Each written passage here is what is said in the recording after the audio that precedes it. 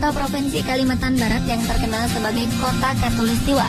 Kota yang dibelah oleh sungai terpanjang di Indonesia, Kapuas ini merupakan kota yang dilalui oleh garis lintang 0 derajat bumi. Inilah salah satu tempat teristimewa di Pontianak, Tugu Khatulistiwa atau yang disebut Ekuator Monument.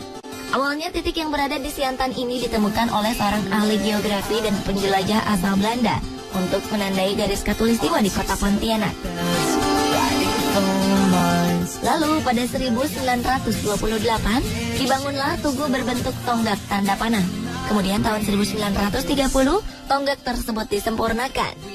Terlihat di atas Tugu Khatulistiwa ada sebuah tanda panah dan lingkaran. Hingga kini bangunan Tugu Khatulistiwa terdiri dari 4 buah tonggak yang terbuat dari kayu belian. Ada sebuah fenomena alam yang terjadi di dalam Tugu Khatulistiwa.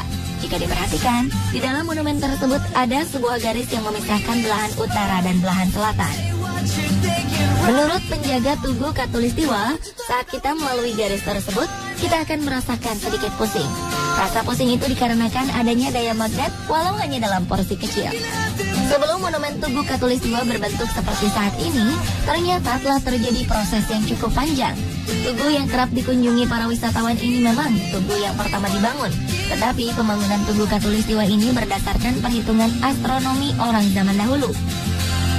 Sedangkan titik terbaru yang berhadapan ke arah dermaga Sungai Kapuas didasari perhitungan satelit sehingga lebih akurat. Perhitungan satelit merupakan titik 0 derajat yang sesungguhnya. Hal ini terjadi karena telah terjadi sedikit pergeseran garis Khatulistiwa secara alamiah. Pernahkah Anda mendengar tentang fenomena menghilangnya bayangan benda tegak lurus? Peristiwa yang terjadi setiap 21 hingga 23 Maret di Pontianak ini disebut dengan kulminasi. Fenomena alam ini terjadi ketika matahari tepat berada di garis Khatulistiwa. Pada saat itu, posisi matahari akan tepat berada di atas kepala, sehingga menghilangkan semua bayangan benda-benda di permukaan bumi, kecuali bayangan tubuh manusia. Hal ini dikarenakan bentuk tubuh manusia yang tidak tegak lurus, walau terlihat tegak lurus. Fenomena lainnya yang unik dari Tugu Khatulistiwa ini adalah fenomena mendirikan telur. Memang sedikit terdengar aneh, tetapi tidak dengan telur yang berada di dalam ruang lingkup Tugu Khatulistiwa. Benar saja, telur-telur dapat kita berdirikan layaknya benda-benda dengan dasar yang rata. Alasan mengapa telur-telur itu dapat berdiri karena adanya gravitasi yang cukup kuat di lokasi Tugu Khatulistiwa sehingga bisa membuat telur berdiri tegak lurus. Hal ini pun menjadi daya tarik para wisatawan untuk berkunjung ke Tugu Khatulistiwa.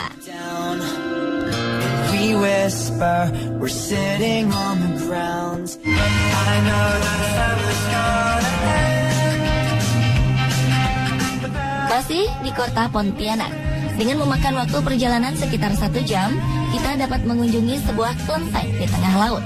Tempat ibadah kaum Tionghoa atau yang kerap disebut dengan sebutan Pekong tengah laut ini ternyata satu-satunya di Indonesia.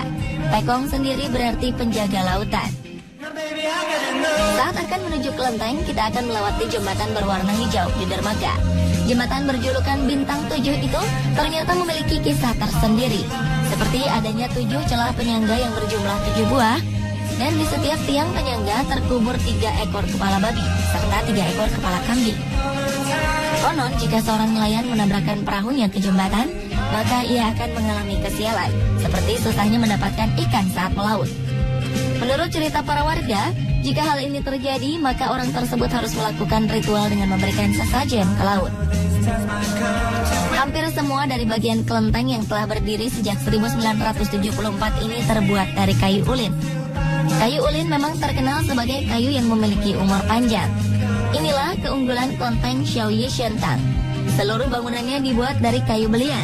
Kayu pohon berspesies Eusideroxylon swageri tersebut memang terkenal sangat kuat. Orang kerap menyebutnya sebagai kayu besi. Karena itulah, meskipun terendam air laut dan dihajar gelombang setiap hari, kaki-kaki kelenteng tersebut masih tetap kuat.